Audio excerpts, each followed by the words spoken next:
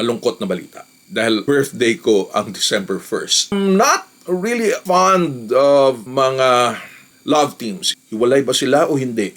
11 years na binuno. Akala ko, and hopefully hindi totoo, maski si Vice and Darren Espanto, tinutukso-tukso at may mga pahaging.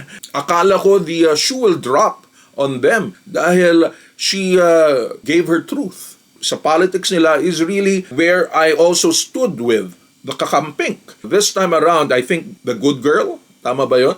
This 11 years actually is really long. Probably the hiwalayan because of really a bad mistake somewhere. I think it's good na maghiwalay rin sila. Magkaroon sila ng space. They're really young yet. And it's good for them to mature pa. After all, even yung magpapare, after so many years, freedom.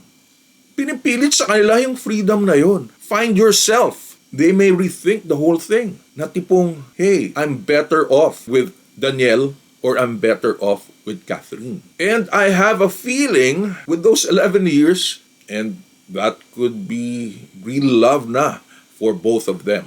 I have a strong feeling na parang magkakabalikan sila. Parang mas gusto to sa Popeyes. Miss Chicha is waking up. ABS-CBN somehow has maintained that stature. Tinanong ko sa kanya, may multo ba rito?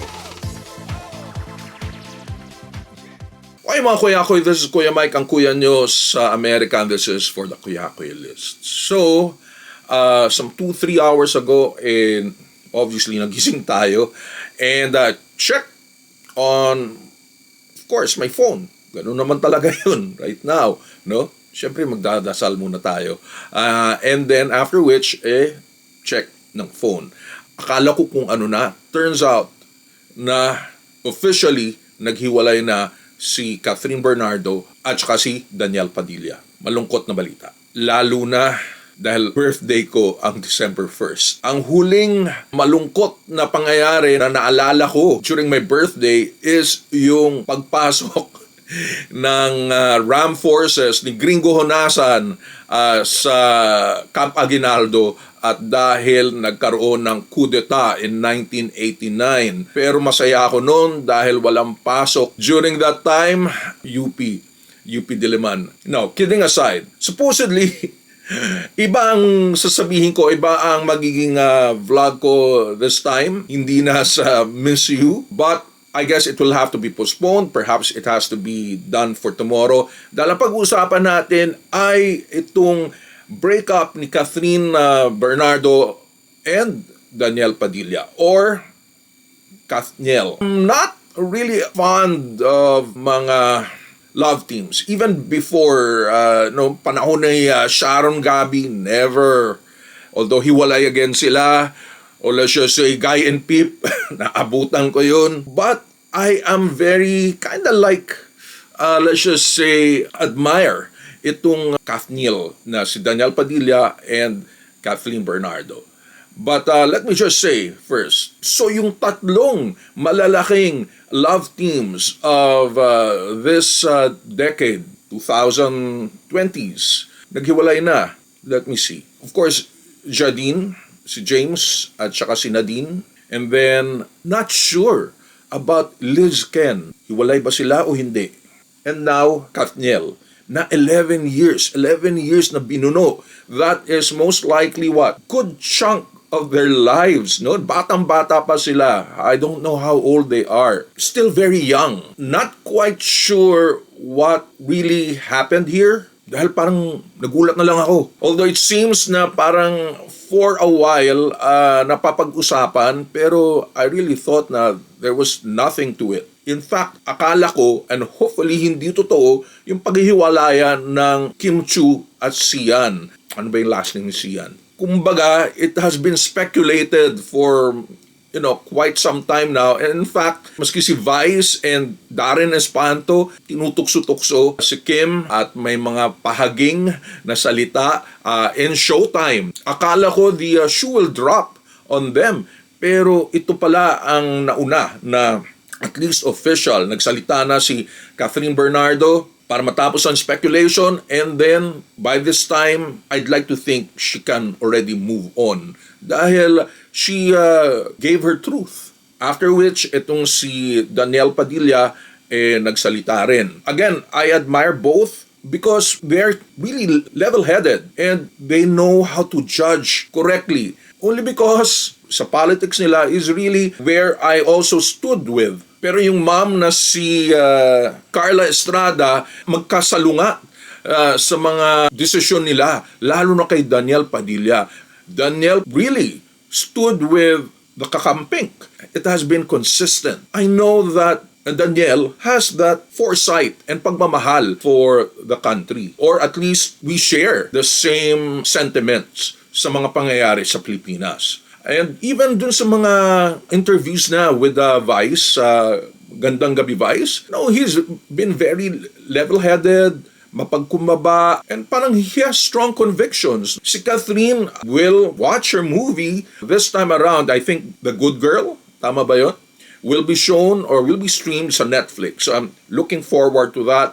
Parehos rin sila ng politics ni Daniel Padilla. This 11 years actually is really, really, really long.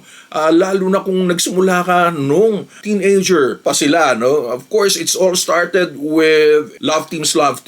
Pero it really went to a real relationship. I don't know exactly what really happened, what went down sa paghiwalayan na ito. Sinasabi, Daniel has a third party. I don't know.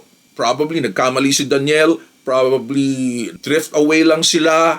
Again, those 11 years, masyadong mahaba yun for a very young couple. Probably half of their lives magkasama sila. Although the paghiwalayan could be acrimonious, probably the hiwalayan really a bad mistake somewhere. I think it's good na maghiwalay rin sila. Magkaroon sila ng space sa isa't isa because of those 11 years. They're really young yet. And it's good for them to mature pa and do their own thing separate para they'd be able to explore things, whether in relationships, whether in the roles, whether in the... After all, even yung magpapare, after so many years of teachings and so many years of theology classes from their mentors or mga pare, eventually, they're given that freedom. Freedom. Pinipilit sa kanila yung freedom na yun. Na, okay, after you graduate, go on a sabbatical. 2-3 years. I don't know how many years actually. Pero kumbaga, explore the world. Find yourself. Make sure you still want this kind of vocation. Make sure you still want to have this kind of life bilang pare. In the same manner, I think it's time rin na maghiwalay sila. Although, of course, I don't know, may not be the best na paghihiwalayan because they're really young. It's good na maghiwalay muna. Maybe they may rethink the whole thing. Na tipong, hey, I'm better off with Daniel or I'm better off with Kathryn. And I have a feeling, with those 11 years, I am optimistic and I have a feeling na sila mismo ay babalik sa isa't isa.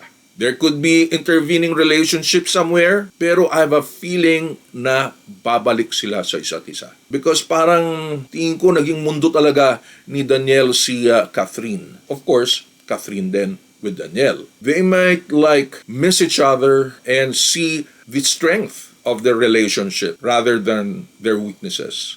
And that could be real love na for both of them. Pero yan lang naman ang paniwala ko. Ang mahirap kung nagsama sila, nagpakasal sila, and doon sila maghihiwalay. Only because they might think na tipong we never got to explore other possibilities, other possible relationships. Yun ang parang always regret ng mga ganitong young love. Maraming ganyang cases. Parang nangangati to get out of a relationship. Ang masama kung kasal na sila. It's good in a way, healthy in a way for both of them. I'm sure the Kathniel fans will still be there I'm sure they will be loyal na susuportahan sila either together or individually. So in the meantime, ganun lang talaga. Amongst the love teams, I have a strong feeling na parang magkakabalikan sila and maybe for good na. Let's not despair. Ako naman, sige, tutuloy ko yung papansit ko o paspaghetti ko. Magluluto tayo tomorrow. So in the meantime, yun muna. Again, ito po si Kuya Mike of the Kuyakoy List. It's a brands, branding, and shopping channel for the global Filipino. And please subscribe to my channel and hit on that notification bell. And check on my website, kuyakoylist.com. Again, ito po si Kuya Mike, ang malamang nakaisa-isa at kauna-unang affiliate marketer na Filipino American for online stores here in the United States. At ang Kuya sa Amerika, this is for the Kuyakoy List.